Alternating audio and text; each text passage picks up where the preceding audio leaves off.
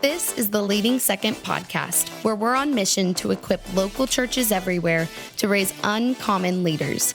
The Leading Second podcast releases every Thursday morning, so hit follow and share this episode with your team. Now, let's jump into another episode for all of us who lead from the middle. From the second chair, for the second chair.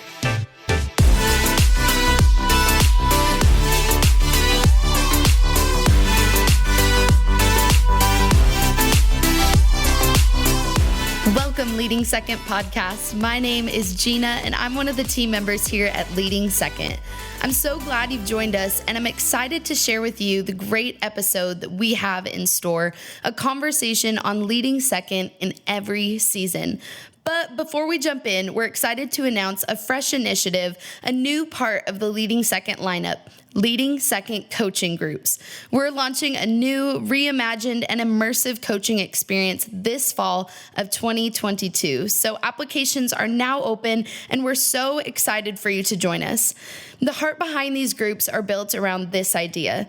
Leadership growth and development never happens by accident or automatically. We believe that leadership growth and development happens intentionally, often by placing yourself with the right people in the right environment and at the right time. So I have a question for you. 1 year from now, do you want to be at the same place as a leader that you are today? Most likely, the answer is no. But I have a second question for you. What are you going to do about it? Coaching groups are for executive pastors, campus pastors, or anyone who serves on your church's leadership team. This 1 year coaching group experience and new team of coaches also includes an on-site retreat this winter that I promise you won't want to miss. So we're believing God is going to use these groups to sharpen executive leaders in the church. So head to our website, check out our Instagram, and consider applying. It's not going to be the same without you. Before we jump into the interview today, we have a second chair leader, Joseph Kelley, joining us to talk about the 5 keys to overcoming a critical spirit. Let's listen in.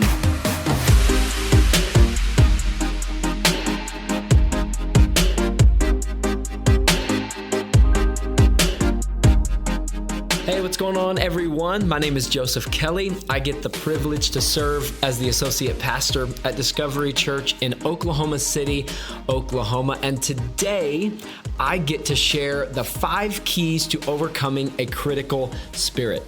Now, I know this is not a topic that we love to talk about, but I do believe that it is vital that we understand these principles as we lead from the middle. We talk a lot about having a culture of honor at our church, and one of the things that our pastor says is that if dishonor is the fruit, then a critical spirit is the root. So if we want to be honoring leaders, we must overcome a critical spirit. So let's jump in. If we want to overcome a critical spirit, number one thing we have to do is diligently guard our thoughts.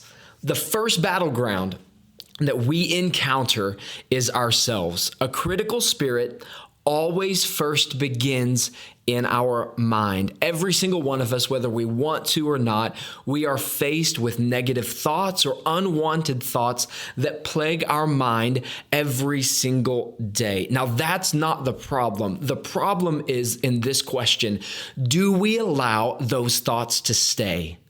Do we allow those thoughts to take root in our mind and to begin to shape the way we believe about people, we believe about ideas, or do we do what the Bible instructs us to do and take every thought captive and diligently guard our thoughts and our mind? Number 2, we must guard our desires and our ambition. James chapter 4 verse 2 says that we jealously want what others have, so we begin to see ourselves as better than others. There is an innate desire within all of us to be better, to be the best, to be noticed. It's human nature. And as leaders, we should always want to be better and to be the best at what we do.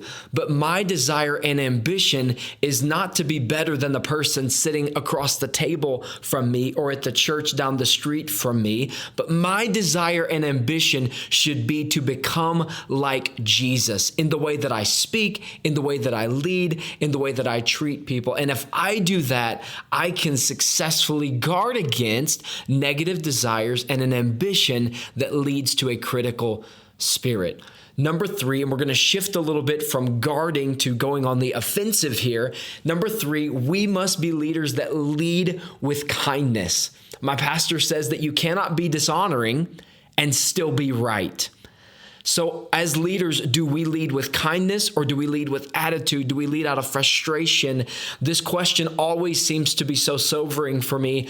What is the shift that happens when you enter the room?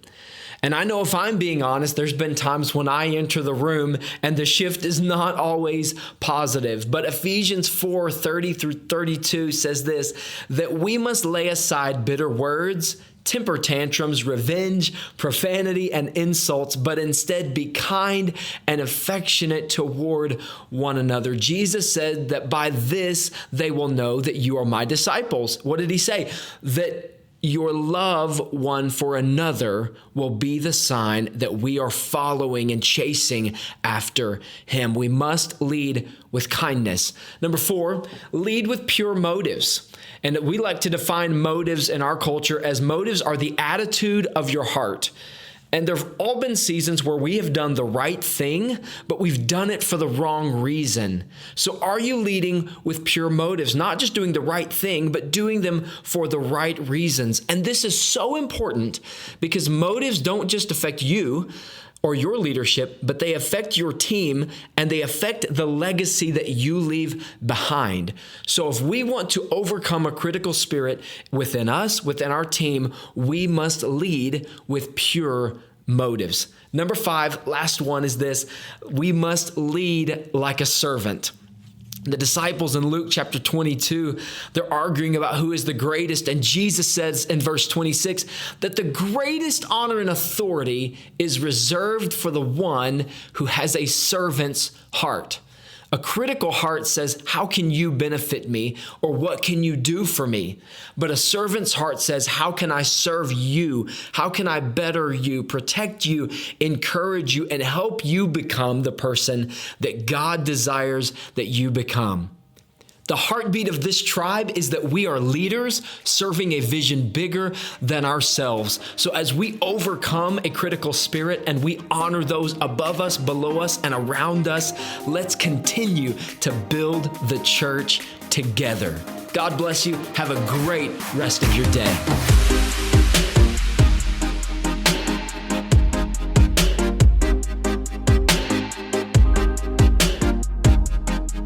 Today's interview, we are honored to welcome Dave Simiele. Dave is on the senior management team at Christ Fellowship Church in Palm Beach, Florida, where he also serves as the campus pastor. He and his wife, Rhonda, have been serving together on staff for 13 years. Brandon sits down with Dave to talk about leading second in every season. Let's jump into the conversation today. Well, Dave, welcome back to the Leading Second podcast. So glad to have you on today. Man, it is so good to be back with you, Brandon. Hey, love to you and your family. Love your house. Love Christ Fellowship so much. I remember getting to be there a couple years ago. What an incredibly special culture, pastors, and team you guys have there. Really, really great what God has done. Yeah, it's, living in South Florida is not bad either. So yes, we have this incredible place of worship, but, I live and work where most people take their summer vacations. And so that's phenomenal, but we truly are suffering for Jesus down here because my wife and I, we love the mountains. You and I were just talking earlier about mountains and snow caps and being in the great outdoors, but we love living in Florida. And what we love about Florida is Christ Fellowship. I mean, it is the reason why we're here. This house is so special. Our senior pastors are amazing. Well, I was just telling you that the joy of my life is to invite you to come be a part of our Leading Second camp event in March, because we're in Utah in the mountains. And all I want to see, like my life will be complete if I see Dave on a pair of skis or on a snowboard in the mountains, a Southern Floridian in the snow. It'd just be so much joy for me.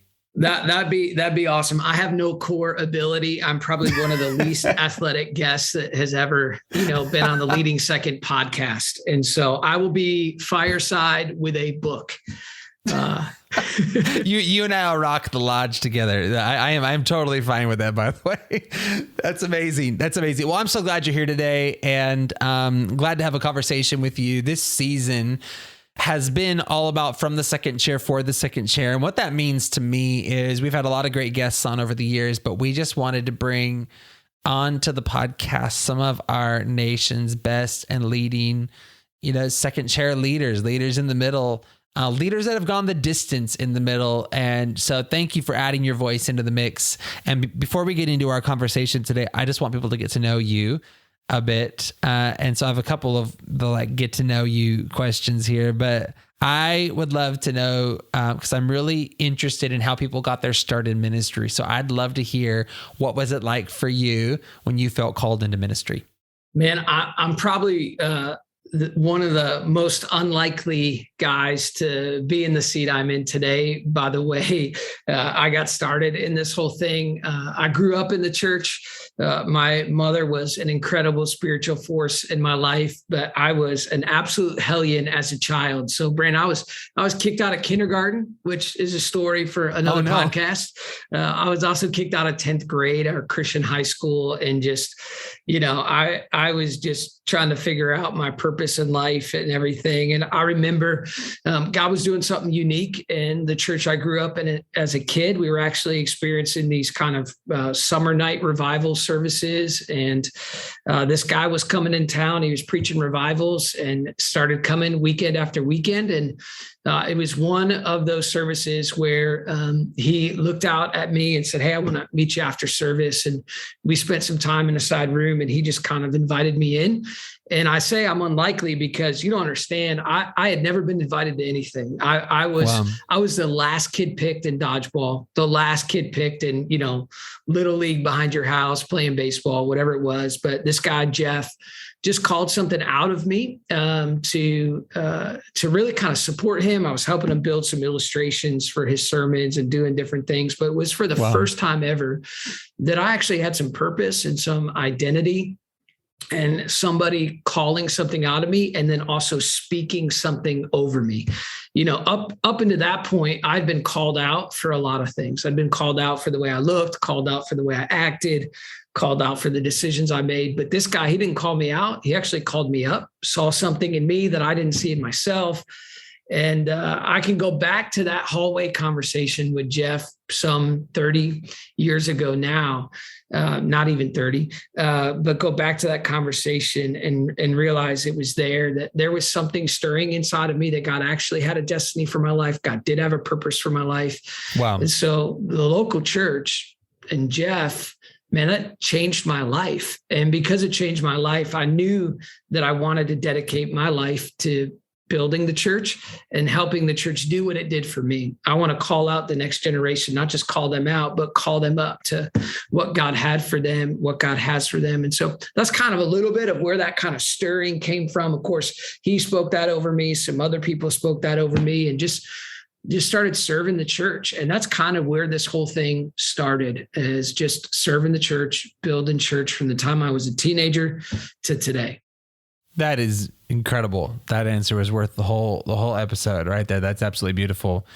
And now today you lead at what I consider to be one of our nation's leading churches. I love not only just your house, but I love that you have a heart for the capital C church. You host a conference, and your church puts resource into hosting regional leadership events. And so just really, really special, your heart for the kingdom.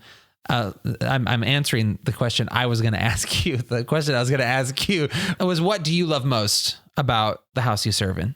Yeah. So Brandon, you've been here, you've met our senior pastors, Pastor Todd and Julie. They are some of the most genuine and unique people that I've ever met. I've served on 3 other previous church staffs. I was an intern for 2 years at one, 4 years at another, 4 years at another before coming here. And just coming to Christ Fellowship 13 years ago, I fell in love with this house. And to be honest with you, I actually fell in love with like the physical house before I fell in love with the personal house. Let me explain what I mean by that. And so being on staff at smaller churches, coming up to this point as a second chair leader, leading in every season, you're doing everything. And so some of the smaller churches, man, I was responsible for buildings and grounds, the maintenance, the facilities, how things looked. And I remember coming here on an interview and looking at how well landscaped the property was and how well the palm trees were trimmed and the hedges were trimmed. And I just looked at my wife and I said, hey, if they care for the property this much, can you imagine how much more they care for the people? And during our interview and during our first couple of years here, we saw that it's not about our buildings and our property. It's actually about our heart. And it's about the genuine love that this place has for people. And that starts with our senior pastors. They're so genuine. But they've also just built a unique culture here. And one of the things that I love about our culture is just this culture of excellence. And so when I saw that excellence from the property and the way things were cared for, I mean, it really did and does overflow into everything else that we do, just such a high standard of excellence. And that's something I can be proud of, something that I can attach myself to. And I'm so glad my wife and we did that some 13 years ago now. Incredible. I love it. As a leader, what do you do first every morning? Like what's your morning routine look like? This is going to be super spiritual, man. I turn the coffee maker on. Like that, I mean, that's the first thing. It seems to be a popular answer, by the way. Well, we were given this coffee maker that it is the joy of the whole earth right here in this machine. I mean, it's as if God himself has brewed the coffee in the morning. And so first thing I do, man, is turn that coffee on. And then we got a dog a couple months ago. And so that's the other thing. You gotta let the dog out. But I am a morning person. I don't understand night owls. Me either. Yes. I get up before the rest of the house. That's my time with the Lord. My time to be with him. I do my best, not even to check email or iPhone or anything like that, but really get my coffee, let the dog out, and spend some time with the Lord. I used to get up before everybody. I'm a morning person, but then we had a baby. A 1-year-old. So now I do not get up first. Now she's my alarm clock. Oh, I can understand. I'll reclaim that. At one point. It's coming. It'll be there soon. It's coming. Oh my gosh. What is an influential book or podcast that has helped you in your leadership journey other than the Bible, mind you? What would you recommend? Man, I love this question because I'm a reader. And so I love reading, and I have read, hundreds of books over the last couple of years. And I have just finished probably one of the best books I've read in a long time. It's a book called The Power of Place. It's by a pastor at New Life Church. His name's Daniel Grothe. And Daniel, I think he's written one previous book. I haven't read it. Maybe he's written a few others. But I got my hands on this book just because being planted in the house of the Lord. I mean, that's a key verse for us here at Christ Fellowship. Those who are planted in the house of the Lord will flourish in the courts of our God. And, being planted is so important. And even Brandon, there's been some movement in my life. I've been on staff at other churches and have been here for the last 13 years, but there is such significance of place. And we live in a world where everybody, as Daniel talks about in his book, has wanderlust and thinks about, hey, what's happening? What's happening in Austin right now? We got to go to Austin. Austin has a good food truck scene, and there's music there. And so, people uproot their families and they move to Austin for 3 years, and they're like, wait, we need to go to the Pacific Northwest. That's where we got to be. And so everybody's mobile, nobody's stable anymore. And Daniel in his book, I'm passionate about it because I love the book. And it's great. I've never done this before. I've bought a case of books of this book, The Power of Place. And I've been handing it out to people on our team going, hey, you've got to read this. I wish I would have read this book 20 years ago, but I've read it now. And in here, just one of the ideas of the book is you got to find your place, you got to find your people, and you got to buy your burial plots. And when you do, when you get that planted and that committed, there's health. There's health relationally. And, he talks about in the book too, that oftentimes we are experience rich, but we're relationally poor. And what I want for our young staff is I want them to be relationally rich. We want to give them all the experiences that they can get here at Christ Fellowship too, but I want them to be relationally connected to this place. And we've kind of lost some of that. I won't tell you the whole thing, the whole book, but if you read a book, you guys are listening, Power of Place by Daniel Grothe, great book. That's incredible. I need to read it. I'm tell you what. I'm going to have it ordered. You a copy. Oh, you got a case. I'm going to get you a copy, baby, right here. I got it. There it is. That's amazing. I'll send it to you. That's awesome. Well, today I was really excited to have a conversation with you. And where I want to take this conversation today, Dave, is I wanted to talk on leading second in every season. And I guess I just respect leaders like yourself that have gone the distance over time. Your leadership journey has no doubt looked different in different seasons. Your role on the team has looked different over seasons. Of course, I want to reiterate a core value in our Leading Second tribe is that leading second is not a box on the org chart or a position or a title. Leading second is a spirit that you carry with you. Anyone in the organization can lead second. So just to make sure we always keep that front and center in our tribe, but no doubt for you, ministry and leading second has looked different in different seasons. And I wanted to ask you, first of all, you have a value at Christ Fellowship, and I've heard it for years personally. I've adopted it as one of my own as well. This is why we think so much alike. But it says, what I'm part of is bigger than the part I play, but the part I play matters. Will you just first of all unpack what that means to you? Absolutely. That's one of our 10 leader values here at Christ Fellowship. And so that gets in the water here all the time. What I'm a part of is bigger than the part I play. And then we always make sure we add that tagline on there, but the part I play matters.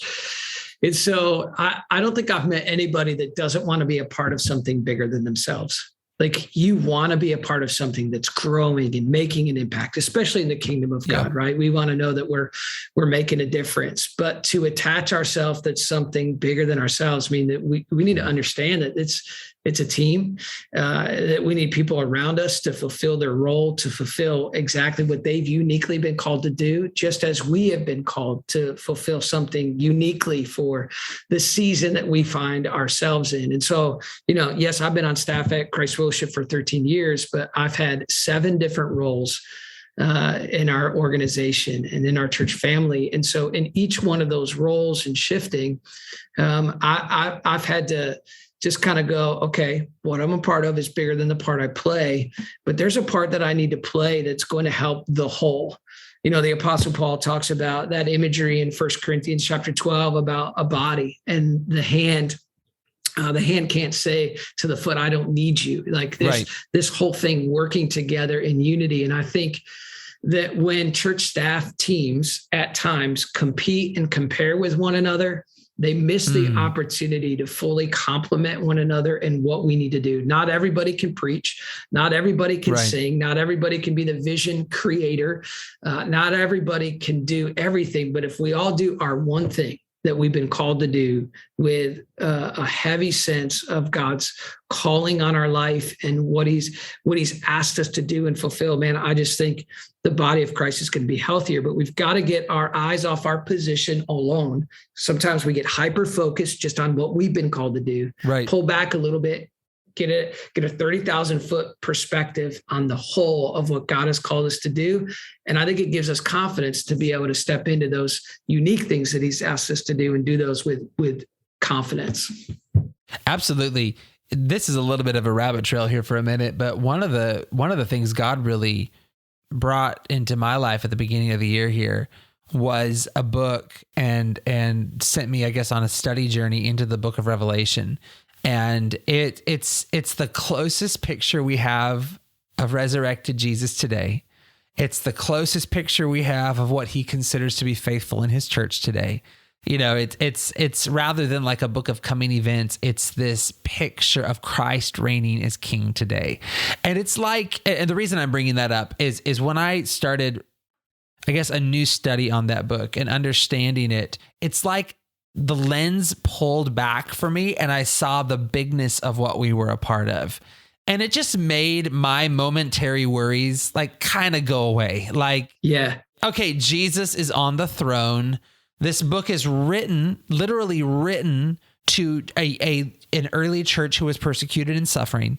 Like when you really pull it back, you can go, okay, I can safely be a part of the bigness of the kingdom and the bigness of my church. Like I can do that with safety, and God is so well able to take care of me and my family and get us where he wants us. So I just love that sentiment. And I think that sentiment has to live in the heart of a leader. Wouldn't you agree? I mean, if you're going to last the seasons, you have to have trust in the big plan of God for your life and his plan for his kingdom, and know that he reigns as king over it. Absolutely, 100%. And I just attach myself to some of the thoughts you just shared there around this idea of suffering. Suffering in leadership is necessary. Like this is what we are called to do, to deny ourselves, to pick up our cross. And I think sometimes we want to avoid suffering at all costs. But the Apostle Paul calls us to it. Jesus himself calls us to it. And I think getting that picture and that perspective around just knowing that in this world, we will have trouble, but we can take heart, Brandon. I could do the whole session just on the role of suffering in leadership because it's just misunderstood. Let's not even get started because I could go there. And it doesn't mean that God's not blessing you and God's not growing you, but you are actually going to be stronger. You're going to be better. You're going to have more empathy, more sympathy. Like I think about some of the times of suffering that I've walked through personally, whether it's in leadership or in loss, what I've learned in those seasons. So a number of years ago, my dad was dying.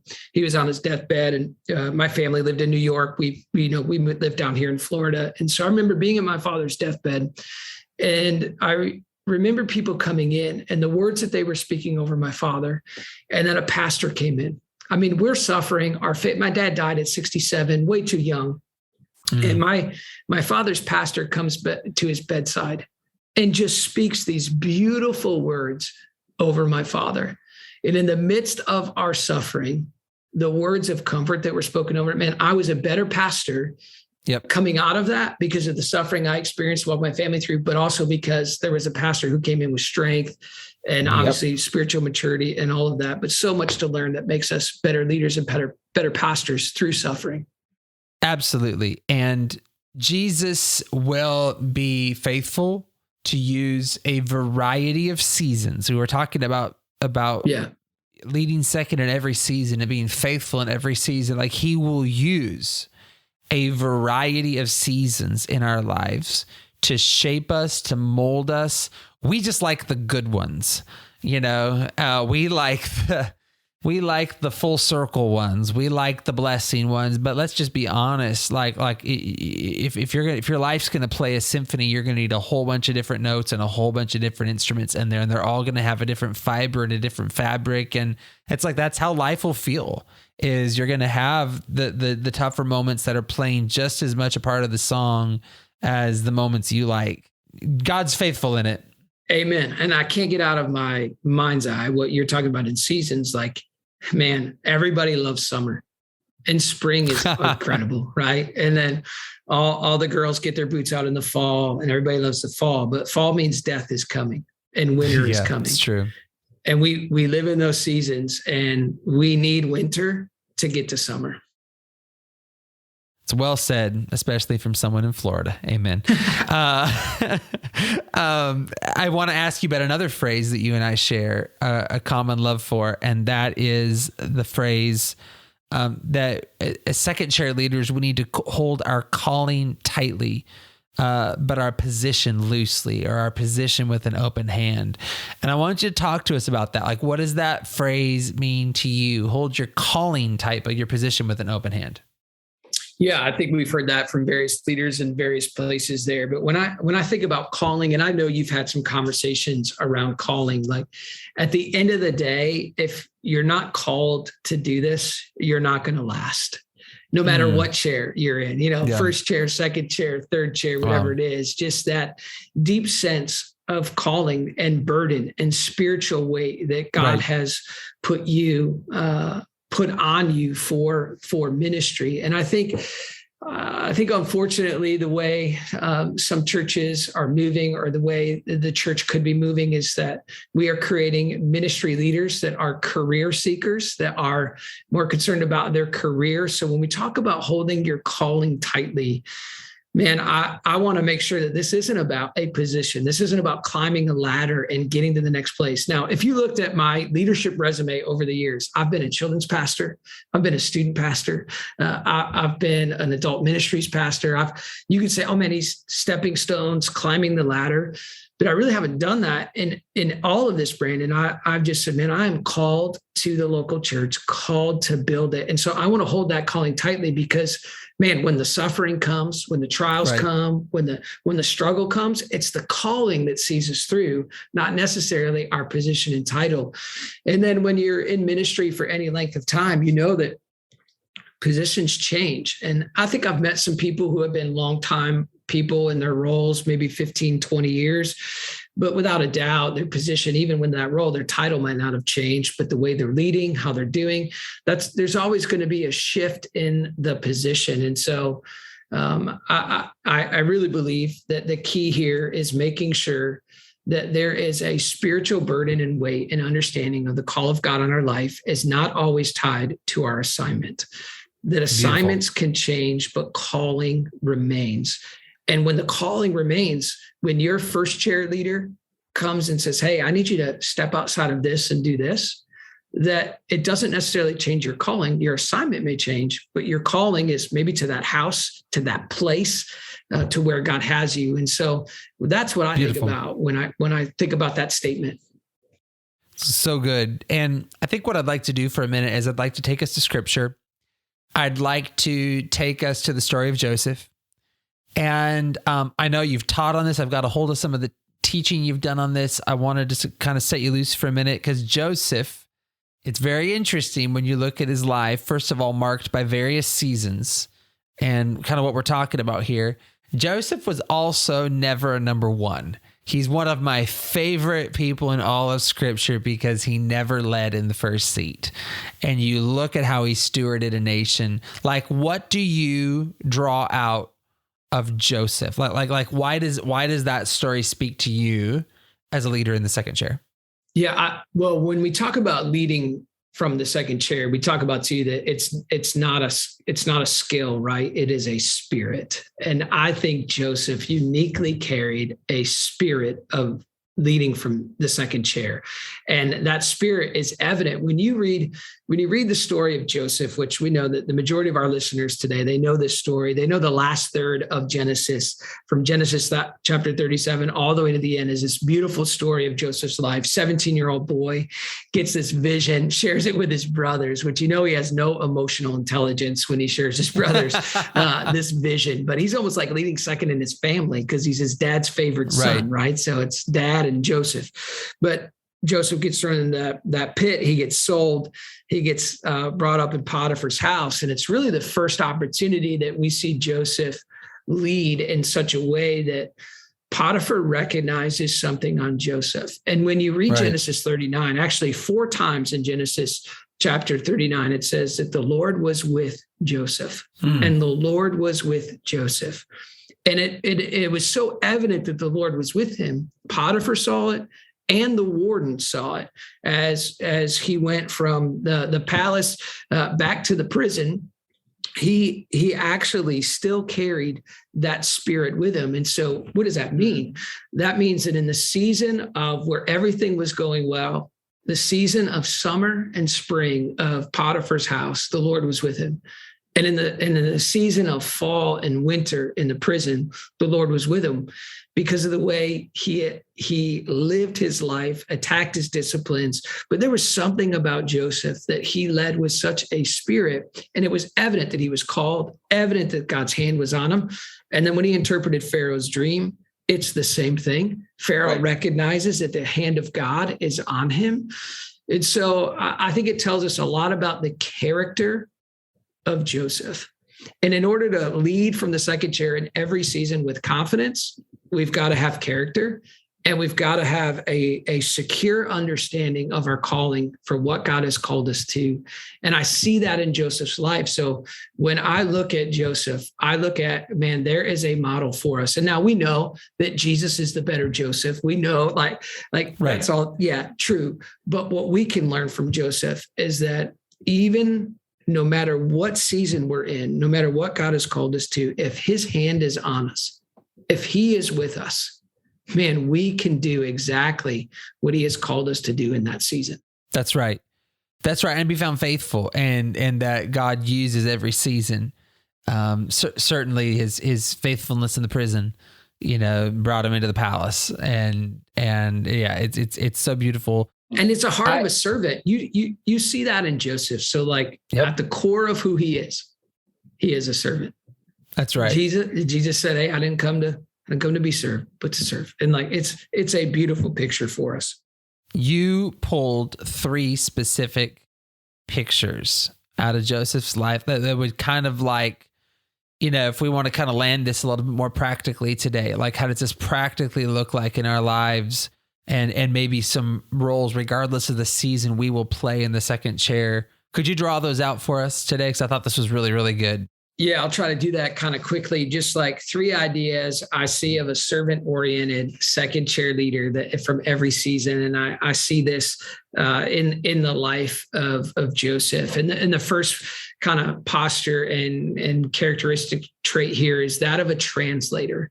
A second chair leader has to be a translator. And what I mean by that is, if you've ever spoken overseas or in another country where the audience that you're speaking to speaks another language, you need a translator. You need someone to take what God has given you and communicate it in a way that they're going to understand it, they're going to hear it.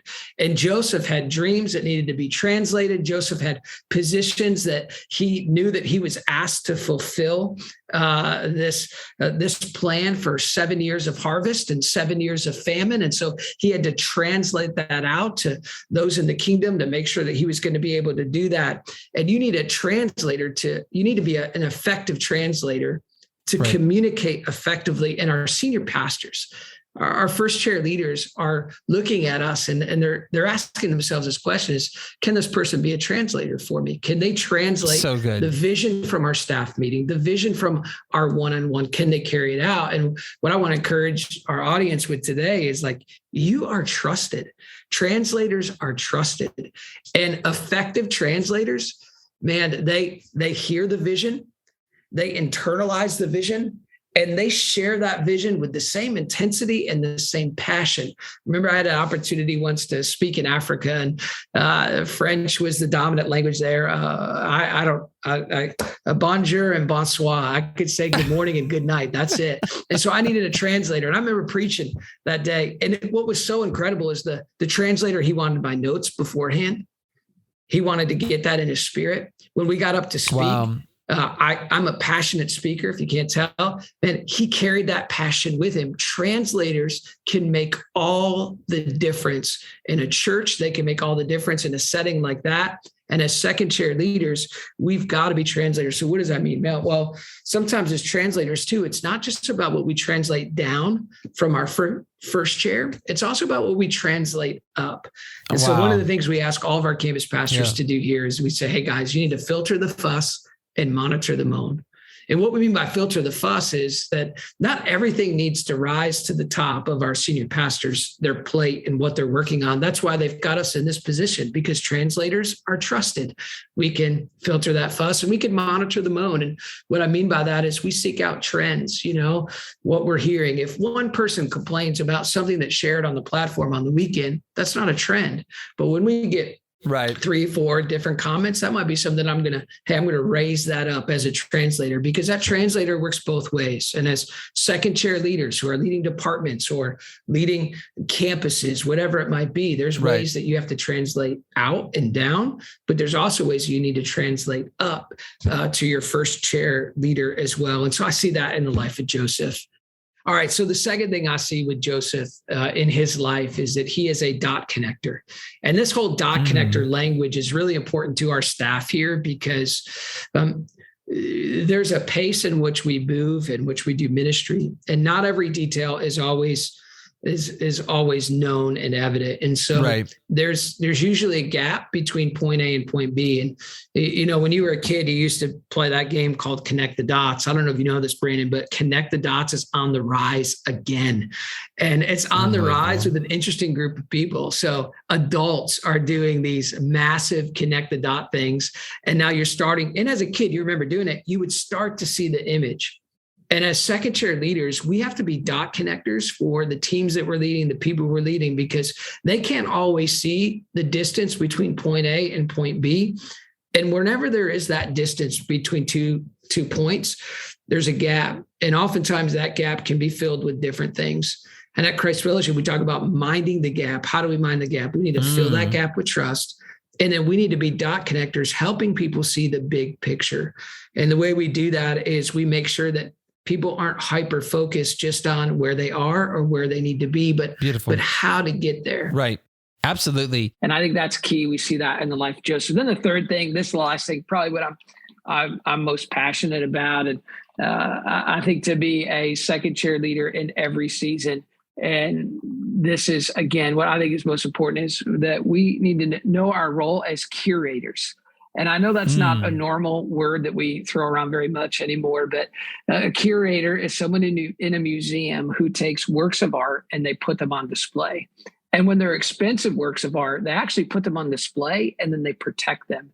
And then when they're like valuable and prized works of art, they're not only protected and put on display, they go on tour. And there's actually people who carry these pieces of art with them. And I love this because I think our role as second chair leaders is we are people who are curators of the culture. Like, we're not called to create culture. We're called to curate it. We're called to carry it. We're called to display it. We're called to protect the culture. And I think that it might be hard to see this in the life of Joseph. Really, how does Joseph protect the culture? There's one thing that we don't read in Joseph's story. Joseph never says, Potiphar said. He never said, hey, the warden said, I'm in charge of this. And he never said, Pharaoh said, this is what I'm going to. Now I'm reading into the text, right? Possibly here, but here's a nerve with me with leaders at times. We leverage other people's authority and positions to fulfill the task that God has given to us. Say and that. If we're going to lead in the second chair in every season, we've got to find our voice. We've got to find our authority, and we don't leverage our authority and our position. But because of that, we protect the culture of our house.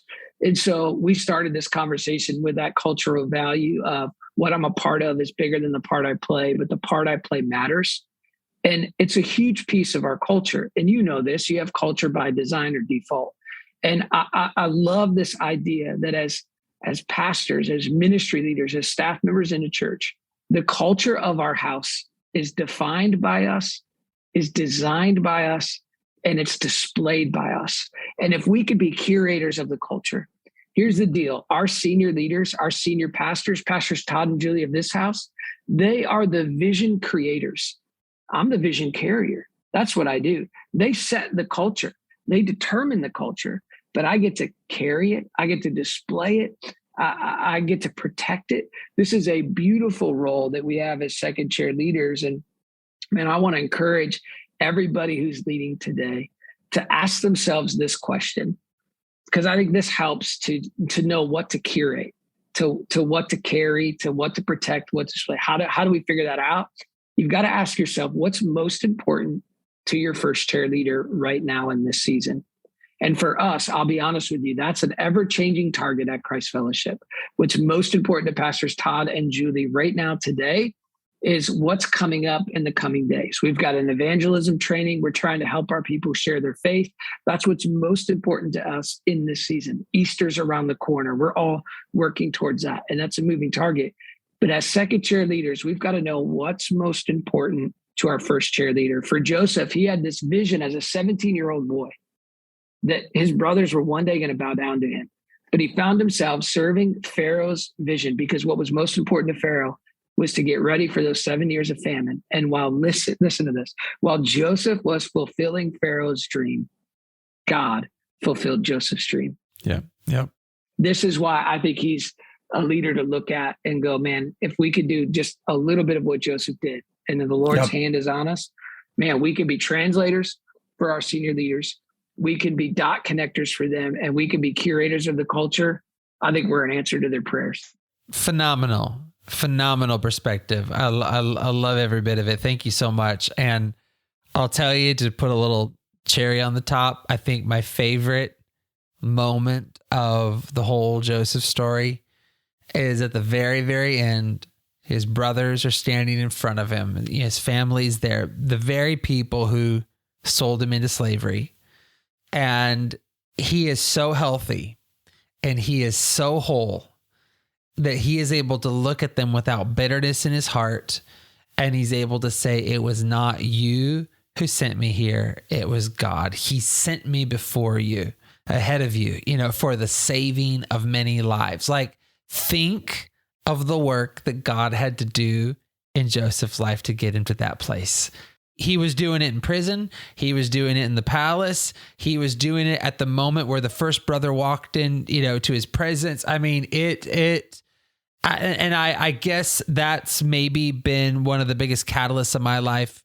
Just looking back over seasons of God, let me arrive at the moments that matter so healthy and so whole that I stand before you and can serve you with purity of heart. Anyone that wronged me along the way, or anyone that bugged me or whatever, like just be Lord of that. And I just think God's faithful in that space. I love that. That's so beautiful, Brandon. And Joseph wouldn't have been ready, I don't think, any earlier. Yeah. And I think sometimes we think we're ready and we're not. That's true. It's true. Well said, my friend. You are one of my friends who you talk more like, I think, probably more than you know. So I love meeting someone who has a like spirit, and I appreciate your voice on the episode today. I'm going to ask you one more question. We got to land the plane soon, but I want to talk to, I always kind of think at the end of an episode, like, who's still listening? I imagine several people have probably stopped listening by now. So it's like if you're at this moment, this conversation mattered for you today. And I'll tell you who the person I'm thinking about right now is, the person that still feels like they have seasons ahead of them. So the person that is navigating aspirations or ambition, even godly ambition, but for the future. Maybe they'll serve in the lead seat someday, or maybe they feel like there's more ahead. We're talking about leading second in every season. And for the person that's managing, godly ambition and aspiration for the future, just like 60 seconds, what would you speak directly into that person's heart if they're listening right now? Don't be so focused on what's next that you miss what God has now. And where you are now is where God wants you to be. He wants you to be where he wants you to be more than you want to be where you want to be. Right. And so if you can focus on now, and if you can be faithful here, I believe that God is preparing in you and stirring in you and working in you for the fruitfulness of what is in your future. And so for whatever reason, that stirring is there. And we all have stirrings, Brandon. Like, I've got ambitions, maybe one day I'll step into a first chair role, but I've been called to this house. I've been called to this place. And I think there's something about being so faithful to where you are. And then I'll leave with this. This has kind of been sitting on us since we had our church conference together. One of the conference session speakers, his name is Lance Witt. He just challenged us to Paul's cry in 1 Thessalonians chapter 4 that that we would have an ambition to lead a quiet life, that we would attend to our own work that God has for us.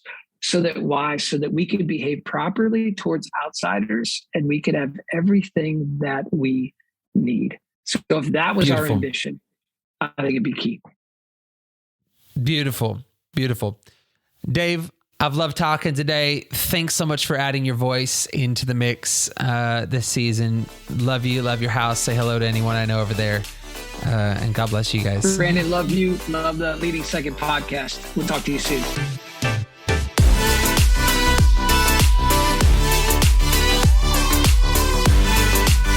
For more information, check out leadingsecond.com, follow us on Instagram @leadingsecond, and join us on the Leading Second Collective on Facebook.